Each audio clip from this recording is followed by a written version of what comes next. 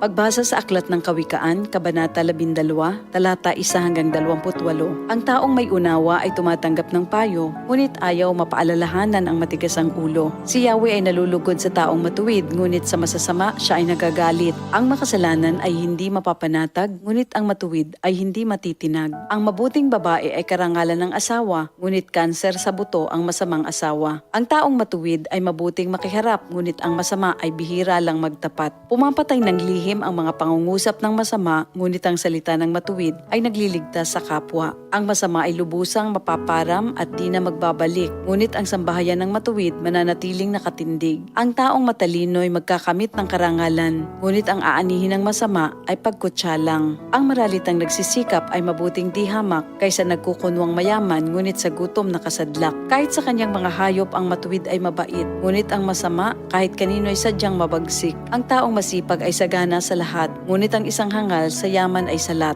Ang nais ng masama ay puro kasamaan, ngunit ang tuntungan ng matuwid ay hindi magmamaliw. Ang masama ay nahuhuli sa salita ng kanyang bibig, ngunit ang matuwid ay malayo sa ligalig. Ang kakamti ng tao ay batay sa gawa o salita, bawat isa ay tatanggap ng karampatang gantimpala. Ang akala ng mangmang ay siya lamang ang tama, ngunit handang tumanggap ng payo ang taong may unawa. Ang pagkainis ng mangmang kaagad nahahalata, ngunit ang mga matatalino di pansin ang pagkutya. Sa pagsasabi ng tapat, lumilitaw ang katarungan, ngunit ang pagsisinungaling ay lumilikha ng kapahamakan. Ang matalas na pananalita ay sumusugat ng damdamin, ngunit sa magandang pananalita, sakit ng loob ay gumagaling. Ang tapat na labi ay mananatili kailanman, ngunit ang dilang sinungaling ay hindi magtatagal.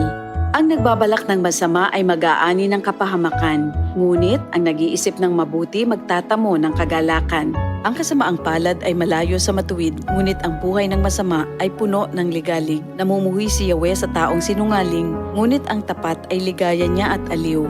Di agad sinasabi ang alam ng matalino, ngunit kahangalan ay inihahayag ng mangmang na tao. Balang araw, ang masikap ang mamamahala, ngunit ang tamad ay mananatiling alila. Nagpapahina sa loob ng isang tao ang kabalisahan, ngunit ang magandang balita ay may dulot na kasiglahan. Ang payo ng kaibigang matuwid ay isang gabay, ngunit ang daan ng masama ay tungo sa pagkaligaw. Hindi makakamit ng tamad ang kanyang hinahangad, ngunit ang masikap ay laging may magandang hinaharap. Ang matuwid na landas ay patungo sa buhay, ngunit ang maling daan ay hahantong sa kamatayan.